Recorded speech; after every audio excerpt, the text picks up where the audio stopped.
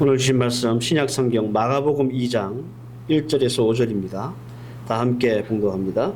수일 후에 예수께서 다시 가버나움에 들어가시니 집에 계시다는 소문이 들린지라 많은 사람이 모여서 문 앞까지도 들어설 자리가 없게 되었는데 예수께서 그들에게 도를 말씀하시더니 사람들이 한 중풍병자를 네 사람에게 메워 가지고 예수께로 올세 무리들 때문에 예수께 데려갈 수 없으므로 그 계신 곳에 지붕을 뜯어 구멍을 내고 중풍병자가 누운 상을 달아내리니 예수께서 그들의 믿음을 보시고 중풍병자에게 이르시되 작은 자여 내 죄사함을 받았느니라 하시니 아멘. 다시 예수님의 생애에 대한 말씀으로 돌아왔습니다. 예수님에 대한 말씀은 지난 9월에 마지막으로 전해드렸는데 그때 예수님의 제자들에 대한 말씀들을 드렸어요. 기억하시는지 모르겠습니다. 예수님의 제자들은 어떻게 형성되었는지 그리고 어떻게 선발되었고 또 예수님을 따랐던 사람들은 어떤 사명을 가지고 있었는지 12사도와 또 예수님의 그 밖의 제자들에 관해서 또 폭넓은 이해를 위해 전반적인 말씀을 다 드렸습니다. 3년 6개월 정도라고 우리가 생각되는 우리 예수님의 공적 생애, 예수님이 하셨던 생애와 사역들을 우리가 시간별로 쫓아가고 있는데 우리가 말하는 예수님의 사역이라는 거 있잖아요. 3년 6개월 동안 하셨던 우리 예수님의 생애 가운데 있었던 하셨던 일들은 크게 한 세 가지 정도로 구분할 수 있습니다. 하나는 이제 치유 사역, 병을 고치시고 귀신을 내쫓으시고 이런 거 있잖아요. 그리고 이제 티칭 사역, 가르치는 사역이 하나님의 도를 가르치고 오늘도 말씀에 나오죠. 하나님의 도를 가르치고 말씀하시고 천국에 대해서 가르치시고 이런 거. 그리고 이제 초자연적인 사역이 있습니다. 예를 들어서 뭐 오병이어의 기적이 있잖아요. 물고기 2마리 떡 5개로 5,000명을 먹이셨던 그런 사건, 혹은 예수님이 이렇게 바다 위를 걸어오셨던 이런 사건, 이런 사역들, 초자연적인 사역입니다. 예수님의 생애를 따라가 보면 이 셋 중에 하나가 걸리지 않는 게 없어요. 가르치시거나 병을 고치시거나 기적을 행하시거나 아니면 이 세 가지 다 한꺼번에 있던가 하여튼간 그렇게 예수님의 사역은 3년 6개월 동안 진행이 되었습니다. 그 중에 저는 오늘부터 여러분들과 함께 치유 사역에 대한 말씀을 나눠보려고 합니다. 예수님께서 병자를 고치셨던 사역. 이게 이제 강론이 아니고요. 한 사람 한 사람 병 고친 사람들의 어떤 케이스 바이 케이스로 말씀을 드리려고 하는 것이 아니라 치유 사역이라고 하는 총론의 개념으로 여러분들에게 말씀을 드리려고 합니다. 병을 고치신 각각의 디테일이 아니고 예수님의 치유 사역은 어떤 공통점이 있는가? 그리고 이 치유 사역의 중요한 요소는 무엇인가? 그러니까 병을 고치고 이 고침받은 사람들, 그리고 예수님께서 그것을 고쳐주셨을 때 어떤 공통점이 있었고 어떤 요소들이 있었는가? 이런 좀 넓은 의미에서 이런 측면에서 예수님의 치유 사역에 대한 말씀을 좀 살피겠다, 그런 말씀입니다. 이를 위해서 우리가 한 가지 해야 될 질문이 있습니다. 예수님께서 왜 이 땅에 오셨는가? 왜 우리에게 오셨는가? 예수님이 오신 목적이 무엇인가? 그겁니다. 이 질문을 우리가 먼저 해야 돼요. 여러분들, 예수님이 왜 오셨습니까? 귀신 들린 자를 귀신 쫓아주고 병든 자를 낫게 해주시기 위해서 오셨어요? 하나님의 말씀을 가르치시기 위해서 오셨습니까? 아니면 말씀드린 대로 초능력적인 초자연적인 능력을 행하셔서 하나님의 능력, 예수님의 능력이 얼마나 크고 위대한지를 보여주시기 위해서 오셨을까요? 예수님이 이 땅에 오신 이유는 너무 간단하고 분명합니다. 십자가에 달려서 죽으심으로 우리의 죄를 속죄하시기 위해서 오신 거예요. 이게 정답입니다. 그러니까 예수님이 오신 이유는 십자가 사역을 위해서 오셨다는 거예요. 자, 그러면 앞서 말씀드렸던 예수님이 하셨던 그 3년 6개월 동안 하셨던 그 사역 중에 치유 사역은 예수님이 이 땅에 오신 그 목적의 부가적인 걸까요? 핵심적인 걸까요? 부가적인 걸겠죠. 핵심적인 것은 아니에요. 치유 사역이라고 하는 것은 부가적인 사역입니다. 부가적이라는 말은 예수님이 하실 핵심적인 사역, 즉 십자가 사역을 위해서 부가적으로 행해졌던 사역이다라는 뜻이에요. 제가 왜 이 말씀을 여러분들에게 먼저 드리냐면, 예수님이 여러분들, 우리가 성경에서 많은 병자를 고치셨기 때문에, 예수님이 막 닥치는 대로 아무나 아프다고 그러면 다 고쳐주셨는가 보다, 그렇게 생각하실까봐 말씀을 드리는 거예요. 이것 때문에 오신 분이 아닙니다. 만약에 예수님이 치유 사역을 위해서 이 땅에 오셨으면 오시는 날부터 가시는 날까지 뭐만 하셔야 돼요? 병자만 고치시다 가셔야 돼요. 근데 그러지 않다는 말입니다. 여러분들 이걸 꼭 기억하고 계셔야 우리가 예수님이 행하셨던 그 치유 사역에 대해서 이해하실 수 있고, 이것 때문에 여러분들 시험에 들지 않습니다. 무슨 말이냐면, 내가 병이 들었고 혹은 내가 아는 사람이 병이 들었는데 내가 하나님 앞에 기도했는데 안 나. 그러면 그것 때문에 여러분들 시험 될 수 있단 말이에요. 예수님의 치유 사역에 대해서 우리가 병 고침에 대해 잘못 이해하고 있으면 그런 일로 인해서 내가 하나님 앞에 믿음과 신앙을 잃어버릴 수 있기 때문에 이게 이렇게 여러분들이 꼭 기억하셔야 될 일이라고 제가 말씀을 드리는 겁니다. 속상하잖아요. 그죠? 어떻게 할 수 없는, 내가 어떻게 도와줄 수 없는 그런 일이 내 가족이나 내 지인 앞에 벌어졌는데 그걸 두고 하나님이 안 고쳐주시면 내가 열심히 기도했는데 그게 얼마나 속상한 일이에요. 그래서 오늘 본격적인 말씀을 드리기 전에 이런 서론을 말씀을 드리는 겁니다. 자, 이제 본문으로 한번 들어가 봅시다. 오늘 본문은 예수님이 사역을 하신 지 1년차, 즉 첫 번째 유월절과 두 번째 유월절 사이, 그 사이에 있었던 사건입니다. 예수님이 가버나움에 계셨습니다. 마태복음 9장을 보면 본 동네라고 나와 있습니다. 그 이제 우리가 배웠잖아요. 예수님에 대해서 우리가 배울 때 나사렛에서 계시다가 가버나움으로 이사 가셨죠. 예. 예수님이 집에 계신다라는 소식을 듣고 많은 사람들이 예수님께 모여왔습니다. 얼마나 많은 사람들이 모여왔는가? 누가복음에서 나오는데요. 5장 17절 말씀을 보면 하루는 가르치실 때 갈릴리의 각 마을과 유다와 예루살렘에서 온 바리새인과 율법 교사들이 앉았는데 그렇게 말합니다. 그러니까 예수님이 가버나움에 집에 계실 때 전국에서 어떤 사람이 모였냐면 바리새인과 율법 교사, 서기관들이 예수님한테 말씀을 듣고자 예수님 집에 모여왔다는 거예요. 근데 얼마나 많이 모였는가? 그것은 오늘 2절에 나옵니다. 문 앞까지도 들어설 자리가 없게 되었는데 라고 했어요. 이거 엄청나게 많이 모였다는 거예요. 이때 예수님이 다시 집에 돌아오셨다라고 하는 소식을 듣고 그 마을 사람들 중에 중풍병자를 들곳에 실어서 온 사람들이 있었습니다. 이들이 누군지는 정확하지 않습니다. 이 병자하고 어떤 관계에 있는지, 그리고 이 병자는 누구인지, 그리고 이 병을 이 사람이 얼마나 오래 알았는지, 그거는 아무런 정보가 없어요. 단지 오늘 우리가 읽었던 본문 5절에 보면 예수께서 뭐라고 하셨냐면 그 환자를 보고 작은 자여 그랬어요. 이게 테크논이라고 하는 단어예요. 이게 무슨 말이냐면 아이 혹은 자녀, 자식이란 뜻이에요. 나이가 어리다는 말이죠. 중풍병을 성경에서 이 원어로 찾아보면 수족이 약함, 불구 이런 뜻이에요. 그러니까 이게 우리 현대의학으로 말하면 뇌졸중 증상인 거죠. 그래서 이제 뇌졸중 증상이나 뇌혈관 장애가 생기면 뭐 반신불수가 된다든지 언어장애가 생긴다든지 의식이 없어진다든지 그런 증상이 있대요. 그러니까 아마도 반신불수 상태, 그죠? 그래서 언어도 잘 안 되는 그런 상태였을 거예요. 이 작은 자여라고 하는 자가.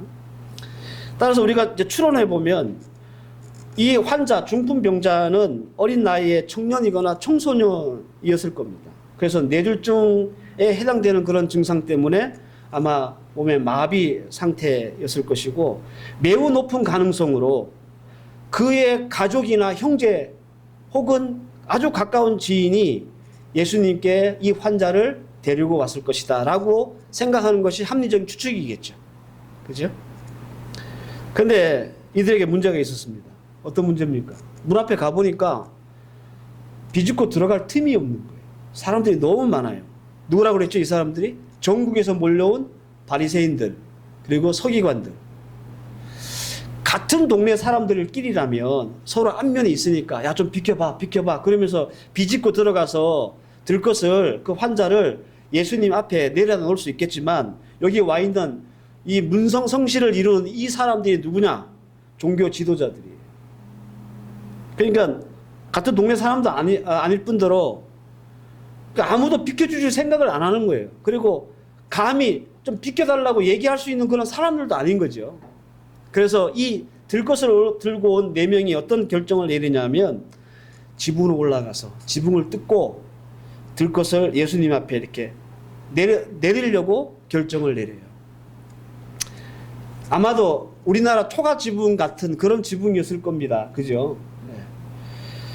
여러분 상상해 보세요. 예수님이 열심히 막 이렇게 설교하고 말씀을 가르치고 있는데 막 지붕에서 부시럭부시럭 소리가 나는 거예요. 얼마나 신경 쓰이겠습니까? 옛날에 저는 그런 집에 살았었는데 천장에 막 쥐가 막 다라락 막 이게 여러분들 그런 집에 살아보신 적 있어요? 저는 그런 집에 살았거든요. 자면 쥐가 이렇게 막 이렇게 놀이터처럼 막 놀러다니. 그럼 비에 던져가지고 쿵쿵쿵 그러잖아요. 그 얼마나 신경 써요, 그죠? 잠이 안 와. 근데 마치 그런 것처럼 막 천장에서 갑자기 부시럭부시럭 거리더니 흙이 툭 떨어지고 나뭇가지가 뚝 떨어지고 막 그러는 거예요. 여러분들 이 들 것을 내려야 되니까 얼마나 넓게 이렇게 뜯어내야 되겠습니까? 그러니까 이게 지붕에 구멍을 낸 게 아니고요. 아예 아작을 낸 거예요. 그냥. 들 것이 내려와야 되니까. 이게 빼딱하게 내려오면 안 되잖아요. 그러면 환자가 떨어지니까. 그러니까 이거 얼마나 이 구멍이 컸겠냐. 성경에서 그냥 구멍을 뚫었다 그랬지만 우리가 상상력을 좀 동원해 보면 엄청난 노동을 했을 것이다. 우리가 미루어 짐작할 수 있습니다. 그런데 이 광경을 물끄러미 그냥 아무 대꾸 없이 바라보시던 예수님이 오늘 5절에 이렇게 말씀하시는 거예요. 그들의 믿음을 보시고 중풍병자에게 이르시되 작은 자여 내 죄 사함을 받았느니라. 여기까지가 이것도 오늘 말씀의 줄거리입니다. 어려운 게 없죠. 좀 믿습니다. 그런데 이 5절은 예수님이 하신 그 치유 사역이 어떻게 이루어졌는지 잘 알 수 있는 대표적인 사례예요. 그래서 오늘 이 말씀을 잘 묵상을 하면 우리가 어떻게 치료의 사역들이 일어나는지를 알 수 있습니다. 무슨 말이냐면 치유 사역을 위해서 어떤 충족 조건이 있어야 되는가, 그리고 예수님의 치유 사역은 어떤 목적으로 실행되는가, 이 모든 것이 다 포함되어 있는 말씀이 오늘 본문이라는 거예요. 특별히 5절 말씀. 오늘은 그 치유 사역의 첫 번째 시간으로 치유 사역의 충족 조건이 무엇인가에 대한 말씀을 좀 드리려고 합니다. 그 첫 번째, 어떻게 병 고치는 사역이 일어날 수 있는가? 어떻게 병을 고치고 사람이 낫는가? 그 일에 가장 충족될 첫 번째 조건이 뭐냐면 믿음입니다. 믿음. 예수님이 병자를 고치실 때 아무나 닥치는 대로 막 고쳐주시는 게 아니에요. 앞서 말씀드렸죠. 여기에는 아주 중요한 조건이 하나 있습니다. 근데 그 조건이 뭐냐면 믿음이라고 하는 조건이에요. 이 말은 믿음과 관계없이 일어나는 치유 사역은 없다, 그런 뜻이고, 믿음이 수반되지 않는 치유는 일어날 수 없다라는 뜻이에요. 그러니까 예수님이 누군가를 고쳐가지고 낫잖아요. 그 말은 그 사람의 믿음이 있었다는 거예요. 믿음이 없이는 절대로 그렇게 치유가 일어나지 않는다는 말입니다. 그들의 믿음을 보시고라고 했습니다. 여기서 그들이라고 하면 우리는 대체적으로 그 환자를 메고 온 4명의 사람, 누군지는 모르겠지만 일 겁니다. 그러나 여기서 중요한 게 뭐냐 하면 그들이 가지고 있었던 믿음이라는 거죠. 그들의 믿음이 중풍병자를 낫게 하는 치유의 시작점이 되었다라고 하는 말입니다. 여러분들, 환자가 이런 믿음이 있었을까요? 중풍병이 들린 환자가 나 예수님한테 가야 돼, 나 그쪽으로 보내줘, 그래가지고 이 4명이 데리고 왔을까요? 그러니까 중풍병의 어떤 증상을 보면 그럴 정신은 없을 것 같아요. 말도 어눌할 거고, 그죠? 그러면 분명히 이 믿음을 가진 사람은 이 네 명일 거란 말이에요. 아, 이 사람을 살릴 길은 예수님 앞에 데려가는 수밖에 없다. 이런 예는 복음서에 넘쳐납니다. 제가 몇 개만 추려서 말씀을 드리면 백부장의 하인이 고침받은 일이 있죠. 마가복음 18장 13절에 나옵니다. 8장 13절에 나오는데 백부장이 자기 집에 하인이 아파가지고 이제 끙끙 앓고 있으니까 예수님에 와가지고 고쳐달라고 한 거예요. 예수님께서 백부장에게 이르시되 가라 내 믿음대로 될지니라 하시니 그 즉시 하인이 나으니라. 여기에도 믿음대로 될지니라. 믿음이 있어야 된다는 말이에요. 혈루병이 걸린 여자를 고치신 일이 있습니다. 마태복음 9장 22절. 예수님이 막 궁중으로 걸어가시는데 어떤 여인이 몰래 예수님의 옷자락을 딱 잡아. 혈루병 걸린 여자였어요. 그 여자를 향해서 예수님이 뭐라 하셨냐면 예수께서 돌이켜 그를 보시며 이르시되 딸아 안심하라 내 믿음이 너를 구원하였다 하시니 여자가 즉시로 구원을 받으리라. 여기서 구원받는다는 말은 그 병에서 구원을 받았다는 말이에요. 그 나았다는 얘기라. 모르죠? 너의 믿음이 네 병을 낫게 했다. 그렇게 말씀하시잖아요. 두 소경을 고치셨을 때도 마찬가지입니다. 마태복음 9장 28절 29절 예수께서 집에 들어가시매 맹인들이 그에게 나오거늘 예수께서 이르시되 내가 능히 이 일을 할 줄 믿느냐 대답하되 주여 그러하이다 하니 이에 예수께서 그들의 눈을 만지시며 이르시되 너희 믿음대로 될지니라. 앞을 보지 못하는 소경 둘이서 예수님 앞에 나와서 고쳐달라고 했습니다. 예수님이 내가 이 고칠 줄 너희들 믿어? 믿습니다. 그러니까 예수님이 네 믿음대로 될지라 고쳐주신 거예요. 여기에도 뭐가 있었죠? 믿음이 있었어요. 모든 치유 사역의 시작은 이렇게 믿음입니다. 믿음이 없으면 치유라는 기적과 이적이 일어나지 않는다. 그런 말입니다. 믿지 않는데 치유가 일어났다? 그런 일은 없습니다. 적어도 성경에는 그렇습니다. 그리고 예수님이 아무나 그냥 오만 때만 사람 다 고쳐주신 게 아니라 믿음 있는 사람만 고쳐주신 거예요. 기억하십니까? 나사렛에서 예수님 쫓겨나셨을 때 우리가 말씀을 배웠잖아요. 그때 예수님이 뭐라고 하셨냐면 거기서 능력을 행할 수 없다 그러셨어요. 왜? 믿음이 없습니다. 나사렛 사람들 예수를 안 믿었던 거예요. 그래서 예수님이라도 그 나사렛 동네에 가서 능력을 행할 수가 없었다고 예수님이 말씀하셨어요. 때문에 치료의 사유가 필요하다면 병 고침이 필요하다면 그 병이 얼마나 위중한지가 아니라 뭘 봐야 되겠습니까? 내가 믿음이 있는가를 봐야 됩니다. 왜냐하면 예수님의 치유의 능력을 경험한 모든 사람들은 하나같이 바로 이 믿음이 있었기 때문에 그렇습니다. 그리고 이 믿음은요, 비단 치유하는 것, 병 고치는 것에만 국한되지 않습니다. 마가복음 4장 40절 보면 이에 예수께서 이르시되 어찌하여 이렇게 무서워하느냐 너희가 어찌 믿음이 없느냐. 광풍과 큰 물결 때문에 두려워하고 있었던 제자들에게 믿음이 없다고 말씀하신 거예요. 누가복음 9장 41절 말씀에 예수께서 대답하여 이르시되 믿음이 없고 폐악한 세대여 내가 얼마나 너희와 함께 있으며 너희에게 참으리요. 귀신들을 쫓아내지 못하는 제자들에게 예수님께서 책망하시면서 왜 너희들이 이 믿음이 없느냐고 말씀하셨어요. 마가복음 14장 31절 말씀에 믿음이 작은 자여 왜 의심하느냐. 물 위를 걷다가 베드로가 물에서 빠지잖아요. 그 모습을 보고 예수님께서 왜 너 믿음이 없어? 이렇게 얘기하셨어요. 그러니까 이런 믿음은 치유에만 국한되는 것이 아니라 기적이 일어날 때, 문제가 해결될 때, 신앙을 지킬 때 모든 영역에서 이 믿음이라는 것이 필요하다는 거예요. 따라서 우리가 예수를 믿는 성도라면 우리 일상의 모든 영역에 믿음이 필요하다는 사실을 여러분들이 믿음으로 고백할 수 있어야 합니다. 마트를 운영할 때, 자녀를 키울 때, 가정을 꾸미고 살 때, 공부하며 직장생활 할 때 모든 것에서 뭐가 필요합니까? 믿음이 필요합니다. 자, 그러면 당연히 따라와야 되는 질문이 있죠. 그러면 그 믿음이라는 게 어떤 믿음입니까? 제가 믿음에 대한 원석, 오리지널, 원형을 말씀드릴게요.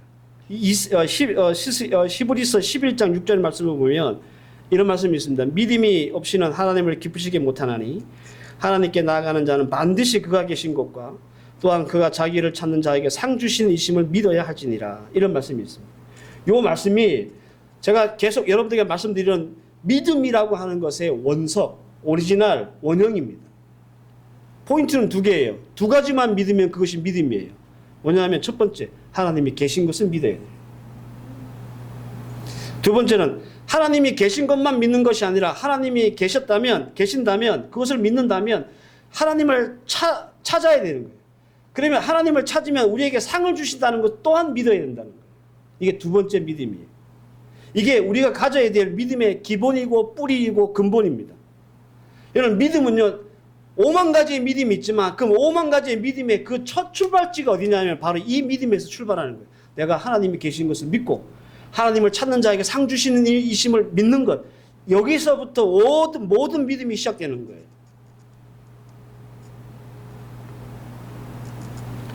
우리가 믿는다라고 할 때 그 믿음이라는 것은 무슨 문제를 만나든지 하나님이 계신 것을 믿는 것이고, 하나님이 계시기 때문에 하나님을 찾으면 하나님이 반드시 그에게 상을 주시는 것. 그 상이라는 것은 여러 가지로 나타날 수 있겠죠. 형통함으로 나타날 수 있고, 병고침으로 나타날 수 있고, 출세로 나타날 수 있고, 잘됨으로 나타날 수 있겠죠. 이걸 믿는 거라는 거예요. 하나님이 계신 것을 믿기 때문에 하나님이 능히 그 문제를 해결할 수 있는 능력의 하나님이심을 믿는 겁니다. 그리고 그 하나님을 우리가 찾고 구하고 그 앞에 나오면 하나님께서는 보상하시는 하나님이신 줄을 믿는 거예요. 내가 이렇게 하나님을 열심히 찾으면 하나님이 내게 상 주실 거야.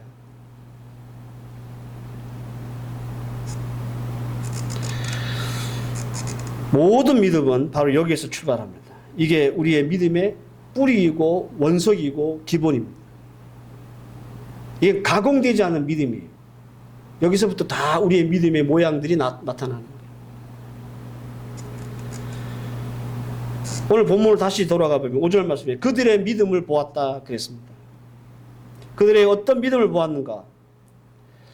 예수님이라면 능히 이 병자, 중풍병자를 고칠 수 있다라고 하는 믿음을 가진 그들을 보신 거예요. 그리고 그것만 보신 게 아니라 지붕을 뜯고서라도 예수님을 찾고 구하고 예수님 앞에 나오는 그 믿음도 보신 거예요. 그러니까 이 5절 말씀을 보면 앞서 제가 말씀드렸던 믿음의 원석, 그 포인트 두 가지가 다 있는 거죠. 그죠? 예수님 앞에 무조건 데리고 가면 예수님이 뭔가를 하실 거야 라고 하는 믿음. 그리고 그 믿음을 위해서 열심히 찾고 구하고 나오잖아요. 지붕을 뜯고 들 것을 내리고 두 가지를 다 볼 수 있는 거예요. 믿음의 포인트 두 가지. 여러분, 무슨 일을 만나든지 하나님이 계심을 믿기를 바랍니다. 우리가 세상 살다가 생업을 하다가 자녀를 키우다가 어떤 문제를 만나든지 여러분들 먼저 기억하셔야 될 것은 하나님 믿어. 이거 여러분들 가지셔야 돼요. 도저히 답이 안 나오는 일이 우리 앞에 있다 할지라도 나 하나님 믿어. 이 믿음이 우리에게 있어야 돼요. 그리고 이 중풍문자를 메고 온 사람들처럼 지붕을 뜯는 그런 열심히 하나님을 찾는 그런 모습 또한 우리 믿음 속에 있어야 되는 거예요. 그래서 여러분들 믿음이 있는 사람, 즉 하나님이 계심을 믿는 사람들은요, 티가 나게 되어 있습니다. 숨기지를 못해요. 왜 누군가를 사랑하고 좋아하면 숨길래야 숨기지가 않잖아요. 어떻게든 티가 나잖아요. 그죠? 쟤 좋아하는가 보다. 티가 나게 돼 있잖아요. 그런 것처럼 우리가 하나님을 믿잖아요. 하나님의 계심을 믿잖아요. 하나님이 이 일을 하실 수 있다고 믿잖아요. 그럼 티가 나게 돼 있어요. 그게 겉으로 드러나게 돼 있다는 말이에요. 숨길 수 없습니다. 중풍병자를 메고 온 사람들 보십시오. 티가 나잖아요. 그들의 믿음이 티가 나죠. 지붕을 뜯을 만큼 나는 예수를 믿는다는 티가 나잖아요. 이처럼 여러분, 믿음은 열심히 있는 행동을 수반하게 되어 있습니다. 그래서 지붕을 뜯는 행동 자체가 하나님을 찾는 자에게 상 주시는 분이라는 것을 믿는 믿음이 되는 거예요.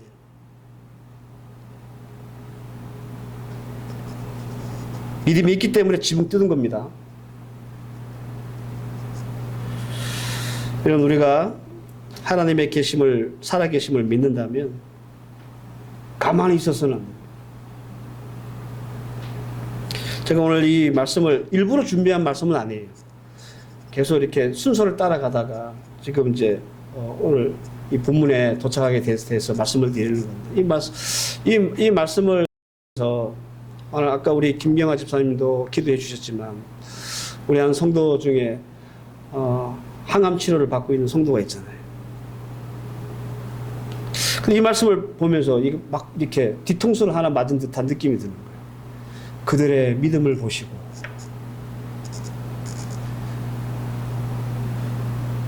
그래서 오늘 이 말씀이 우리에게 큰 도전이 되었으면 좋겠습니다. 중풍병자는 의지가 없었을 수도 있어요. 너무 아파서 삶을 포기하고 낙심하고 그렇게 있을 수도 있어요. 근데 하나님이 중풍병자의 믿음을 보신 게 아니고 그를 메고 왔던 4명의 믿음을 보셨다고 그랬잖아요. 저는 오늘 우리가 들 것을 들었던 이 4명의 믿음 있는 사람이 되기를 축원합니다. 그러니까 하나님 우리의 믿음을 보시고 우리가 그렇게 애타하며 가슴 아파하며 기도하고 있는 우리 집사님의 병이 낫기를 축원합니다. 여러분, 우리가 믿음이 없으면요 아무 일도 일어나지 않습니다. 반면에 우리에게 믿음이 있다면 티가 나게 되어 있고 뭐라도 하게 되어 있는 거예요. 믿는다면서 아무것도 안 한다, 그것은 믿는 게 아닙니다. 하나님이 내게 비전과 꿈을 주셨다고 믿습니까? 그러면 뭔가를 해야 돼요. 아무것도 안 하고 앉아있으면 그건 하나님이 내게 비전과 꿈을 주셨다고 믿는 게 아니에요. 하나님이 나의 문제를 해결하시고 풀어주실 것을 믿습니까? 그러면 여러분들 금식을 하시든지 작정 기도를 하시든지 뭐라도 하셔야 돼요. 어쩌면 오늘 이 말씀을 통해서 하나님께서 우리에게 그것을 도전하고 계실지도 모릅니다. 너희들의 믿음을 내가 보고 싶다.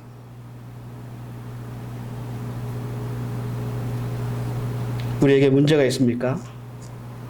믿음이 필요합니다. 문제에 매달릴 게 아니라 내가 믿음을 갖고 있는지를 돌아봐야 한다, 그런 말입니다. 사랑하는 성도 여러분, 오늘 말씀을 통해서 우리는 문제 앞에서 믿음이 있는지 먼저 돌아볼 수 있는 시간이 되었으면 좋겠습니다. 그리고 모든 기적과 또 치유의 시작은 바로 이 믿음에서 시작된다라는 것을 여러분들 기억하시고 이것을 먼저 우리 하나님 앞에서 회복할 수 있는 여러분들 되셨으면 좋겠습니다. 어떤 병이 걸렸느냐가 문제가 아니라 내가 믿음이 있느냐 없느냐가 문제인 거예요.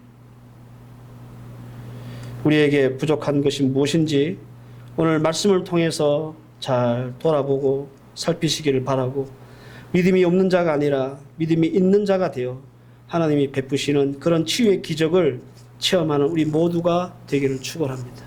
더 나아가서 내 믿음으로 다른 사람이 치유될 수 있다면 기꺼이 하나님 앞에 내 믿음을 보일 수 있는 그런 하나님의 백성들 될 수 있기를 주의 이름으로 축원합니다. 기도하십시다. 하나님, 은혜 감사합니다. 하나님의 치유 사역은, 예수님의 치유 사역은 믿음 없이는 이루어진 적이 없습니다. 중풍병자를 메고 왔던 그 4명의 믿음을 보시고 주님은 그 병자를 고쳐주셨습니다. 오늘 이 말씀이 우리에게 도전되게 하시고 우리가 주님을 믿는다면 무엇이라도 할 수 있는, 그 믿음의 티가 날 수 있는, 우리의 믿음을 보시고 병자를 살리시고 병을 고치시는 그런 놀라운 역사와 은혜를 우리 모두가 체험할 수 있는 그런 주의 종들 되게 해 주시옵소서. 예수님의 이름으로 기도하옵나이다. 아멘.